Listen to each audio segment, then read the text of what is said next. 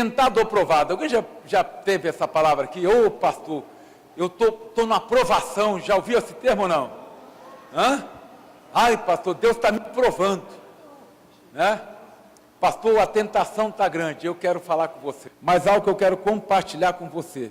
Muitos de nós não entendemos. Os estudantes vão entender. Vocês que estão estudando, quem estuda aí? Quem já estudou como eu? Vocês já viram que a gente gosta de uns professores e não gosta de outros?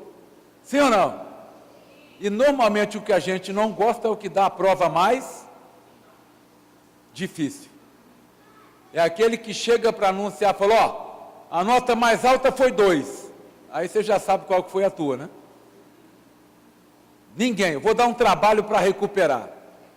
E nós começamos a ter o quê? Raiva dele, camarada é isso, camarada é aquilo. Mas nós precisamos entender que quando eu passo por uma prova, eu estou sendo avaliado no meu conhecimento, naquilo que foi ensinado. Amém? E Deus faz isso também. Então eu quero que você, só para te dar uma ideia, eu vou dar uma introdução. Atos 13, abre tua Bíblia aí, Atos 13, a partir do versículo 21.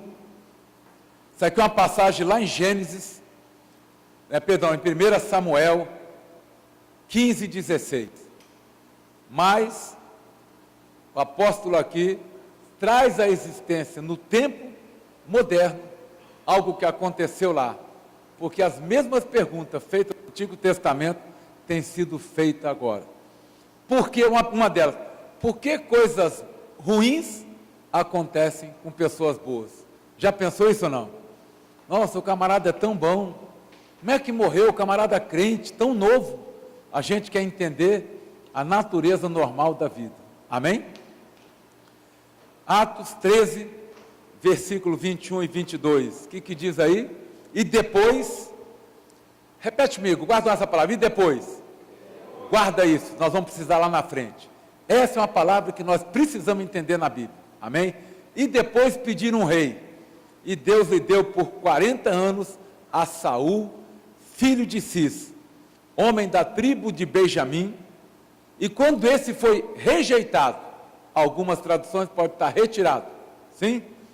Levantou-lhes como rei a Davi, ao qual também deu testemunho e disse: achei a Davi, filho de Jessé, homem conforme o meu coração, que executará toda a minha vontade. Amém? É interessante você prestar atenção. Deus rejeitou Saul e levantou Davi. Deus rejeitou muitas coisas na nossa vida, que nós erramos, que nós já falhamos, que nossos pais, avós erraram, mas te levantou. Há quanto tempo você está aí convertido? Não precisa falar para mim não, guarda aí. 1 ano, 6 meses, 10 anos, 20. Deus te levantou como a Davi. No dia que você recebeu o Senhor Jesus na tua vida como Senhor. Porque ali ele rejeitou o Saul, porque Saul era vontade popular e não vontade de Deus. O povo quis um rei e Deus deu Saul. Nós gostamos das coisas mal feitas e Deus deixou a gente correr a vida. Uns já morreram, mas você está aqui nessa noite. O dia que você rejeitou o pecado e recebeu Jesus Cristo na tua vida, Deus te levantou como levantou Davi. Mas, aí eu quero que você reflita comigo. Ainda que Davi foi levantado e achado por Deus como homem segundo o coração dele, ele esperou por um tempo. Sim ou não? Porque enquanto Saul estava no trono, Davi não pôde reinar. Sim ou não, gente? Ou ele já foi escolhido e já se tornou rei? Quem conhece a história? Quem não conhece, lê 1 Samuel. Amém? Inteiro, aí você vai entender. Depois pode continuar também. Esse confronto, né, de Saul ainda no trono e Davi não poder reinar, ocorre na minha história e na tua. Amém? Mas devemos aprender que há um confronto, aqui, 2 princípios básicos. 2 princípios básicos. Amém? Diante de Deus, tem 2 estados moral. E isso estava diante dele. Duas condições espirituais. Saul e Davi eram dois estados de moralidade e duas condições de espiritualidade. Amém? Isso é só a introdução, não é o que eu quero pregar, não. Quero que você reflita nisso aqui. E essas qualidades, nenhuma das duas podiam ocupar o trono ao mesmo tempo. Sim ou não? Como é que um homem rejeitado e um eleito pode ocupar o mesmo trono? Era necessário esperar que o tempo de Saul cessasse. Amém?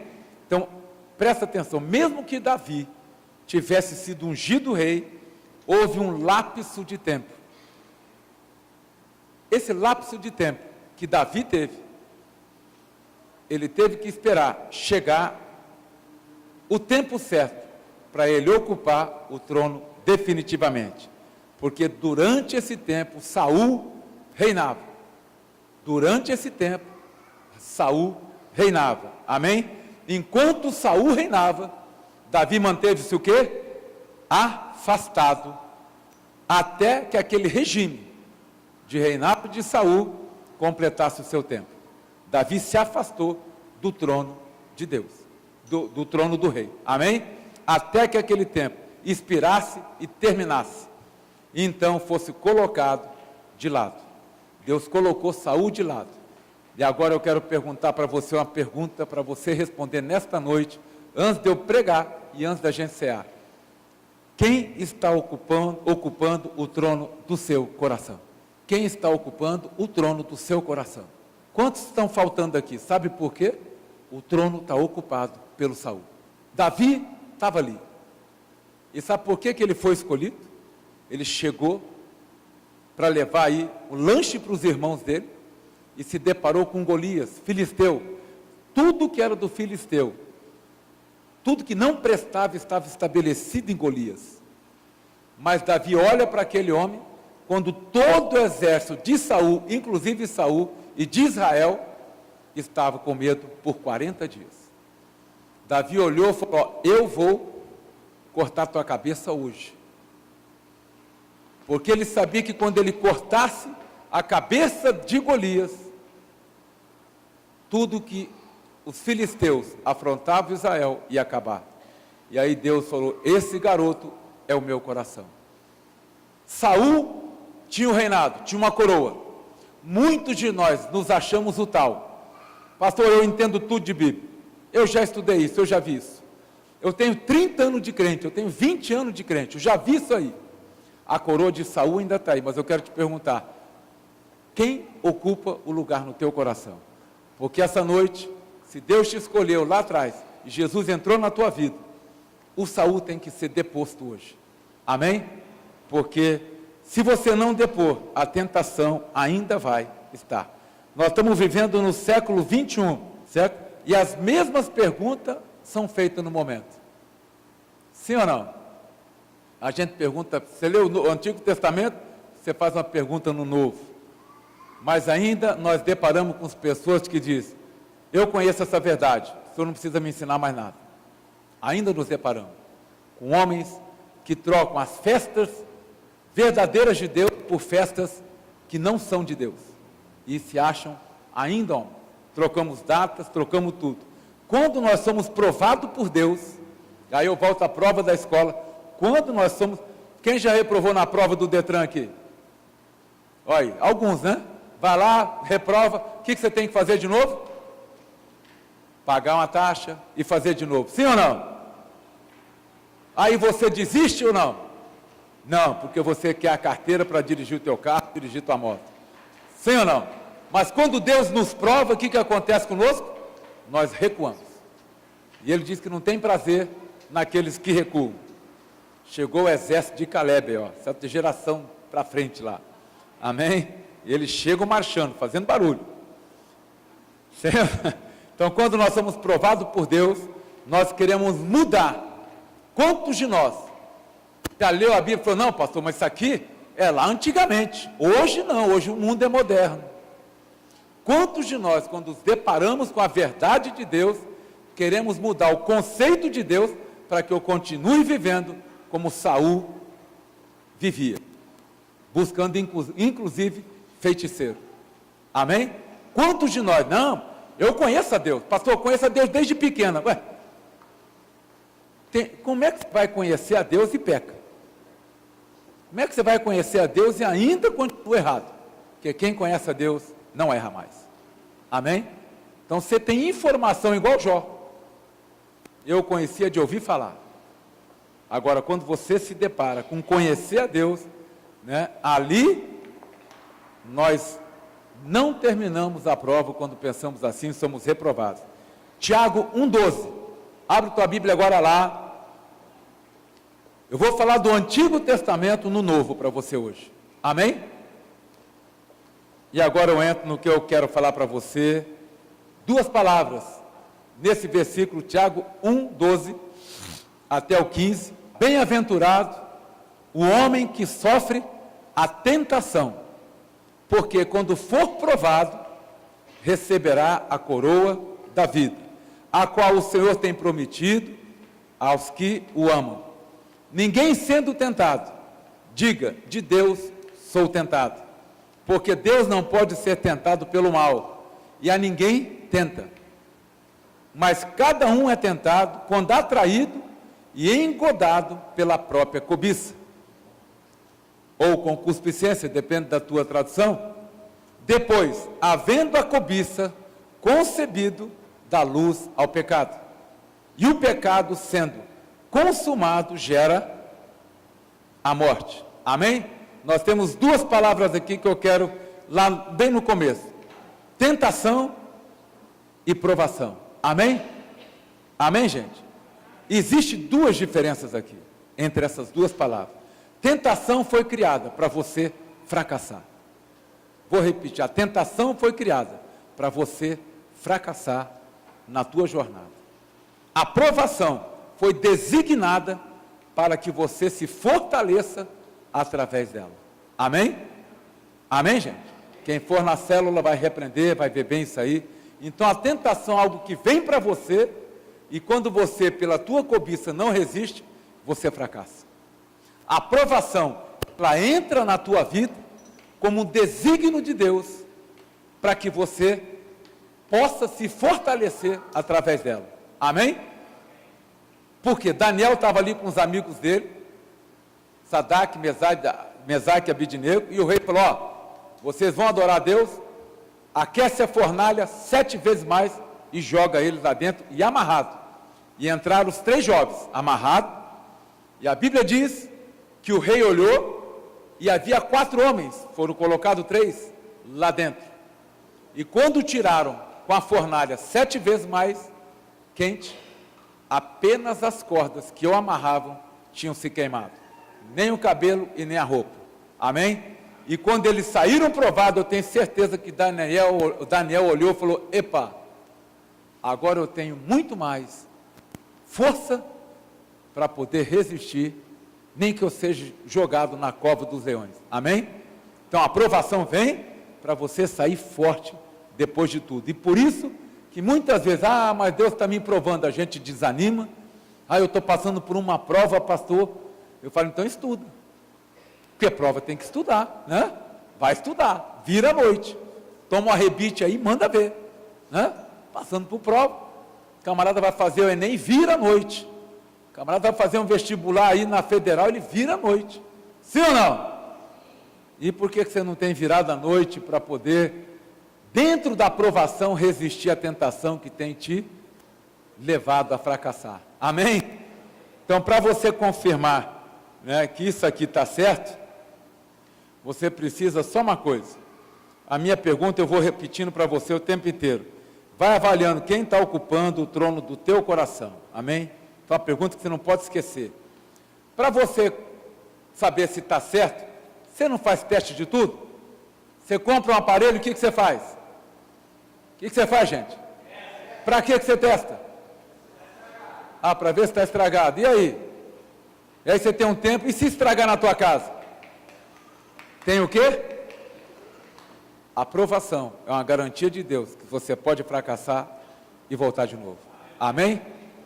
E pior, a Bíblia diz, quando eu me arrependo e confesso, meu pecado e a minha iniquidade é lançada no mar do esquecimento. Amém? Essa é a garantia de Deus. e você precisa aprender ela.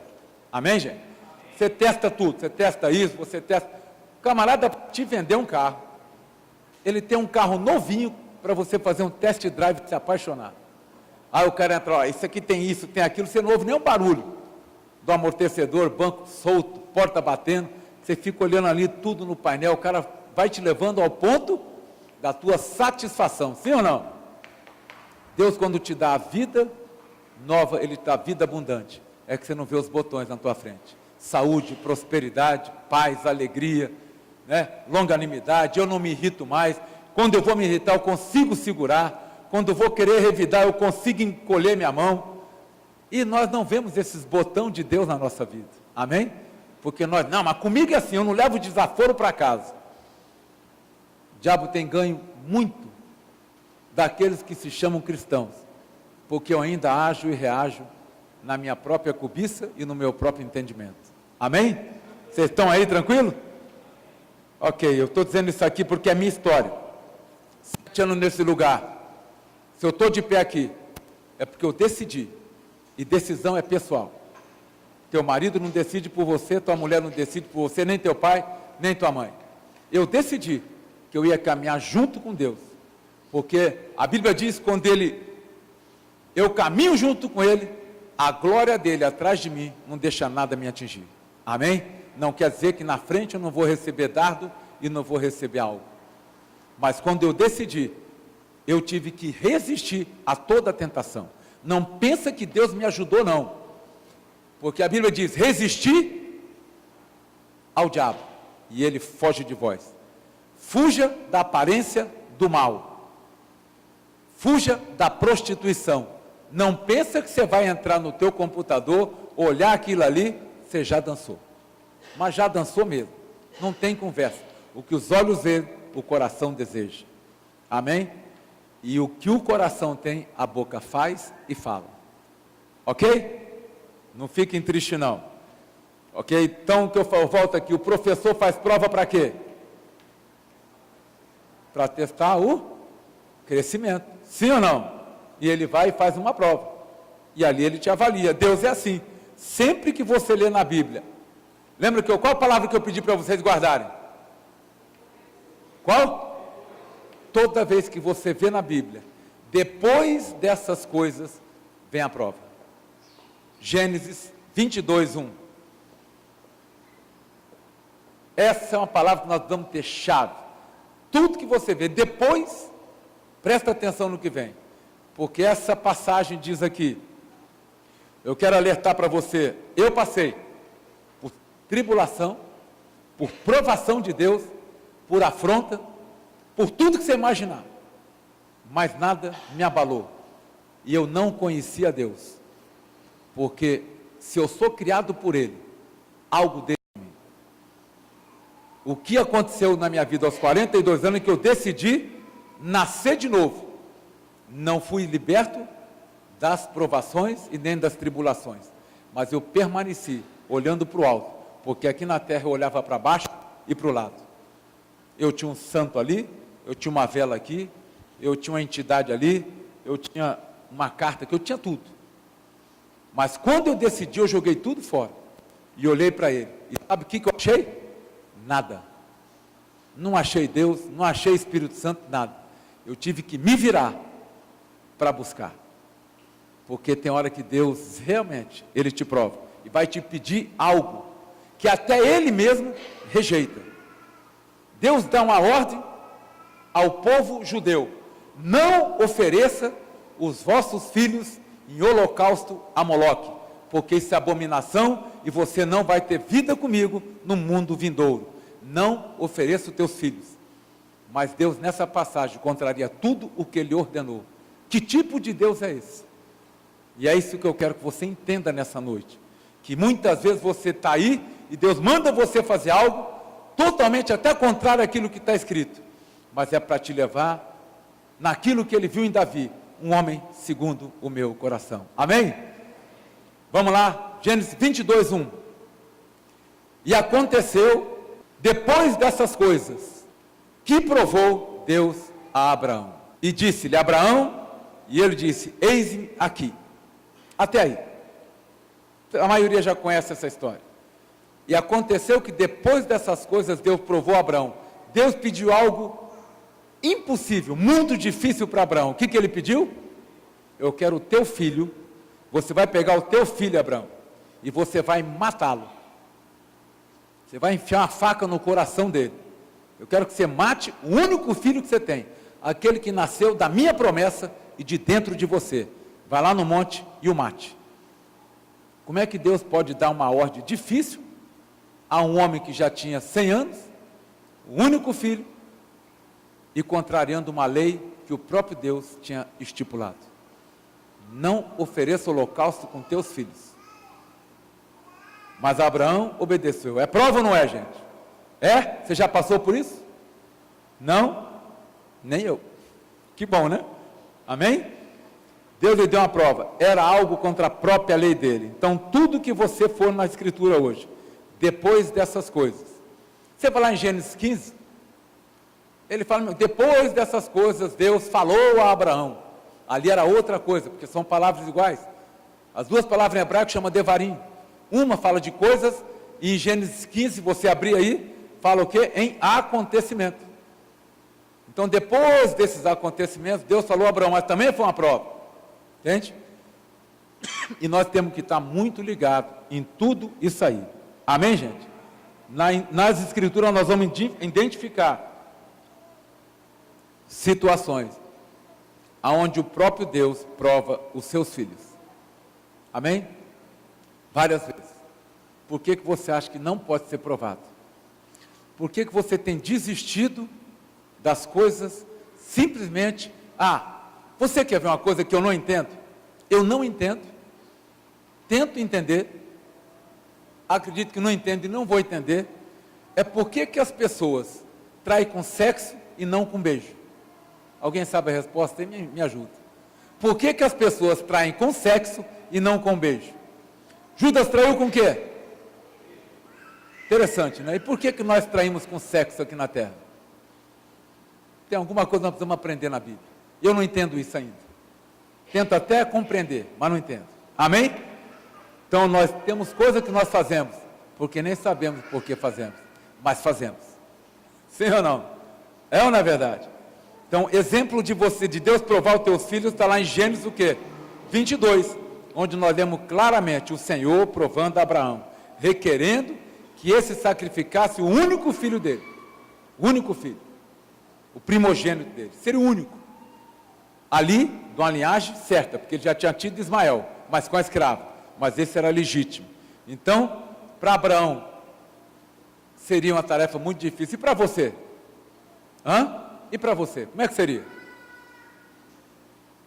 Porque nós precisamos entender que tudo isso aqui, Deus não aceita sacrifício humano. E como é que ele pede para matar uma pessoa, um ser humano? Você já tinha avaliado assim? Acho que não, né? Deus não mata ser humano, não mate pessoas. Abraão, mate uma pessoa. Que Deus é esse? Nós devemos entender e distinguir nesta passagem aqui, que existe 3 motivos pelas quais más coisas acontecem com gente boa. Abraão foi obediente a Deus, largou tudo, foi para um lugar onde ele não conhecia, abandonou tudo, levou para ele, já pregava o evangelho, porque a Bíblia diz que ele saiu com os nascidos da sua casa. Nascidos eram convertidos ao Deus de Abraão. E Deus faz ele sair de um lugar, vai para outro, um homem que tinha tudo, tanto que a Bíblia diz que ele é nosso pai na fé. O judeu não ora, a não ser Deus de Abraão, Deus de Isaac, Deus de Jacó. Essa é a oração do judeu. É esse Deus que ele tem. Mas nós vamos entender por que más coisas acontecem a boas pessoas. Querem saber? A primeira é uma punição de Deus. A punição deve existir devido a determinado comportamento que uma pessoa assume. Deus pune, não é castigo. Punição não é castigo. Amém? Certo ou não? Tá? Apenas a pessoa, e agora você vai entender o que eu estou falando, apenas a pessoa que passa o que passou, e aí eu estou falando de mim mesmo e de muitos de vocês, Só ela sabe o que é uma punição e ninguém mais sabe. Sim ou não? Por isso que as pessoas aqui, ó, meus obreiros, pô, pastor, você não tem raiva? Não. Eu tenho vontade de matar e oro para morrer, mas não tenho raiva. E conto meu testemunho numa boa. Apesar que aqui tem uns aqui que querem matar no meu lugar. E eu fico quieto. Tem gente rindo, não se entrega não. Amém? Tá? Então, só quem passa sabe que é uma punição e ninguém. Nem mesmo o irmão em Cristo tem o direito de dizer ou apontar a situação. Ah, não, você está com câncer porque deve ter uma maldição familiar. Maldita é quem te amaldiçoa. Manda esse desgraçado e desgraçado embora. Fala, sai da minha casa. Voz do capeta. Ninguém tem o direito de te apontar. Só você sabe por que está passando. Ah, pastor, estou com dor no rim. Teu coração está azedo. Ah, eu estou em depressão. Salomão diz que o espírito do homem sustenta ele na enfermidade. Se teu espírito está triste, você tem que estar enfermo mesmo. E ele não te sustenta. Porque a Bíblia diz que o coração alegre é remédio para todo o corpo. Precisa mais? Você tem que conhecer. É só você que sabe por que você está passando e sofrendo essa punição de Deus. Amém? Só você, ninguém mais. E a igreja tem mania de dizer, vai ver que está na aprovação, vai ver que está em pecado. Sim ou não? Quem já ouviu isso? Tem que mandar esse desgraçado calar a boca e afasta do teu convívio. Porque nego para te acusar tem muito, mas para te ajudar, eu é que sei. Eu é que sei. Esses 4 anos eu passei sem grana nenhuma, agora apareceu, até gerente de banco aparece. Rapaz, é que nem erva daninha. Agora vem tudo quanto é lugar. Agora eu virei bonzinho de novo. Ah, meu amigo, tem um cajado desse tamanho, um bastão de beisebol, que nem os caras lá conseguem rebater. Mas está ali, né? Porque eu sei porque eu passei, eu sei. E a única pessoa que eu compartilho é o meu filho. Porque além de filho é amigo e sofreu junto comigo. Só, o resto não sabe. O resto inventa, pensa que sabe. Só você sabe por que você está sendo punido pela situação que você está vivendo. Amém? A outra é a aprovação que nós já falamos. Certo? Deus vai pedir até o que ele não tem. E a outra, por que nós acontecem coisas ruins com pessoa boa? E aqui, para responder uma pergunta, por estupidez. Por tua estupidez. Pessoas são estúpidas em andar a 120 por hora, arrebenta o nariz, sabendo que está acima da velocidade. Deus, por que Deus permitiu isso? Pela estupidez de dirigir em alta velocidade, sim ou não? Então, muitas vezes, acontecem coisas ruins com pessoas boas por estupidez. Nós temos um jovem, vi ele até hoje. Imagina um guribão, criado ali conosco, treinando judô.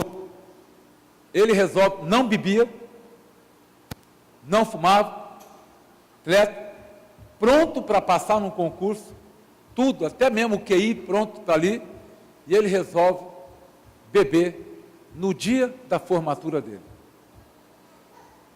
Dá uma volta, indo para casa, mata um cara atropelado. Perdeu o concurso. E até hoje, ele não conseguiu se restabelecer.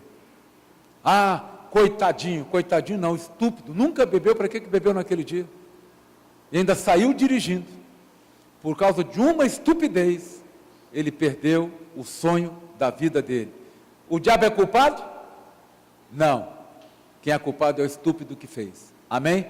Nós vamos ter esse padrão para a gente poder, a partir de hoje, certo? Nós não podemos nunca culpar o adversário, e muito menos Deus, quando nós ultrapassamos o limite aqui na terra. Amém? O camarada agora chega lá e beber 3 latas de cerveja, você não pode dirigir, meu. Volta de táxi para casa. Volta de táxi. Não, sai, não, pode deixar que eu estou bom. As mulheres que sabem, né? O marido tem mulher que não dirige, pode um troço desse? Morre junto com o marido. Né? Porque a primeira coisa que ele vai fazer é defender o lado dele, e o dela está solto. Tem conversa. Então nós, muitas vezes, quantas aí acidentes? Camarada, nós temos um desembargador que é amigo meu. Tomou um gole na ponte, era balsa, entrou ali em Corumbá, poeira, pó, bateu atrás de um caminhão, paraplégico até hoje. Ah, poeira ou caminhão, não, foi a cachaça lá e a imprudência de não diminuir a velocidade num tempo que não dá. Tem história aqui para tudo, e vocês conhecem a história. Então, nós precisamos entender que quando Deus permite algo, e eu quero que hoje você possa só refletir, muitas vezes nós temos acusado Deus das coisas que nos acontecem, esquecendo que nós é que somos provocadores de tudo que nós passamos. Sim ou não? Pessoa cheira cocaína 30 anos, aí vem para cá e acha que Deus vai resolver a vida dele em 2 meses. O cara matou 3, desgraçou a vida do pai e da mãe, levou um monte de gente para isso aí e acha que tem que sair daqui bonitinho. Não, mas agora eu parei. Meu amigo, a consequência existe. E a punição tem que vir. Tua estupidez foi o quê? O que você fumou? Você não nasceu fumando, não nasceu bebendo? O que você bebe?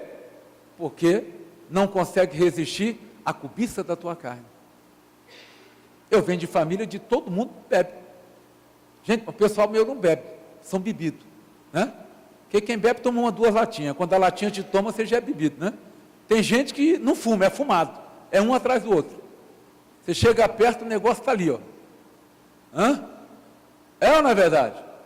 Aí, você aprendeu isso aonde? Com 1 ano? No peito da mamãe, quando você estava mamando? Não. Você decidiu se tornar um viciado. Nós, às vezes, fazemos as coisas e não percebemos. Porque, mas eu vou ficar fora. Eu não tinha conversa. Eu nunca provei bebida alcoólica, eu nunca provei cigarro. Chegava com meus amigos, tudo fumador de maconha, cheirador de lança, me dá um copo de leite. No bar, onde fosse, não tem leite, então vai comprar no supermercado que eu pago. E eu tomava leite, no meio dos cachaceiros. Não tinha conversa. Sabe por quê? Eu não precisava participar da roda para dizer que eu era homem, ou que eu estava no meio dos outros. No final, quem distribuía a galera era eu, só cachaceiro. E ainda levava a bronca da mãe. Seu malandro, sem vergonha, meu filho anda com má companhia, ainda eu era má companhia. Devia largar o desgraçado em qualquer lugar, né, para ele ir buscar. Mas tem tudo isso aí, consequência. O que eu quero falar para você? Hoje é um dia, uma ceia, no mês de agosto, mês do cachorro louco, nessa fama aí? É ou não é? Olha como nós criamos padrões. Eu quero te convidar nessa noite a você refletir. Qual o trono que está sendo ocupado no teu coração? Quem está aí? Nós vamos depor o Saul da nossa vida, apesar que Saul era rei, viu? E rei mesmo. A Bíblia diz que Saul era um homem tão bonito, que quando Deus olhou para o povo de Israel, da cintura para cima, ele sobressaía. Já pensou? Camarada era o cara, né? Da cintura para cima, devia ter 2 metros de altura, porque a armadura dele, Davi foi colocar, caiu só e colocou o capacete. A lança de Saul pesava 35 quilos, só a ponta 10 quilos. Sabe o que é isso, camarada? Andar com a lança ali, ó. Pega 5 saquinhos de arroz e carrega para você ver onde é que você chega. Chega ali na frente, você já está largando um. Só a lança dele, imagina o escudo e a armadura de Saul. E eu quero te perguntar, quem está ocupando o trono do teu coração? Faz essa pergunta para você essa noite. Provação ou tentação? A tentação, ela vem para te fracassar. A provação vem para você vencer e passar por ela muito melhor. Amém? E eu quero dizer hoje é dia de você largar essa tentação, essa cobiça. Pastor, mas eu não aguento. Rapaz, arranca teu olho. Arranca teu olho. Entra cego no céu. Paulo fala, é melhor arrancar um olho do que você perder a salvação. Então arranca o que está te perturbando. Pode arrancar, vira eunuco. Quero nem saber. Mas é melhor você entrar no reino de Deus, porque não tem. Amém? Nós precisamos aprender que a vida na carne é Saul. A vida, segundo o coração de Deus, é o trono que Ele tem para você. E se tem gente sentada no teu lugar, ele tem que sair nessa noite, se você decidir. Amém? Alguém tem que sair do teu trono, porque você foi chamado para ser mais do que... Você está vencendo, irmão? Fala a verdade, está vencendo? Não. Está tendo vida abundante ou está tendo que trabalhar 8 horas por dia por um salário?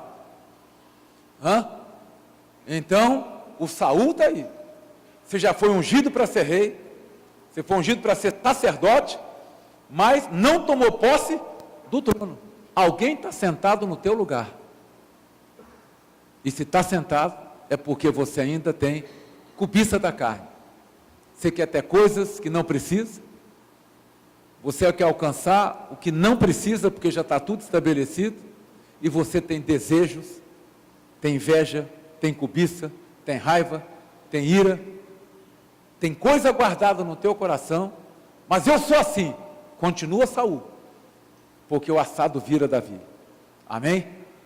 Aqueles jovens foram assados numa fornalha 7 vezes mais. E porque eles passaram pela prova, o nome deles está na Bíblia: Sadraque, Mesaque e Abidnego. Se você não passar pela prova de morrer a cada dia, você pode ter certeza que o leão vai te comer. O leão não comeu Daniel, porque Daniel era o cara. Daniel simplesmente se absteve dos alimentos e o manjar do rei. E quando o leão chegou perto, Daniel não cheirava o que aqueles homens cheiravam. O leão não achou cheiro de pecado em Daniel. O leão não achou cheiro de carne estragada. E nem de vinho, não é que é proibido, mas nem nada. Porque Daniel se absteve por um tempo para poder ser jogado na cova. E nós temos vivido um tempo onde eu vou na casa de um parente, de tudo, eu participo da mesma coisa que eles participam. Porque por que vão falar? Deixa falar. É melhor você estar no lugar melhor.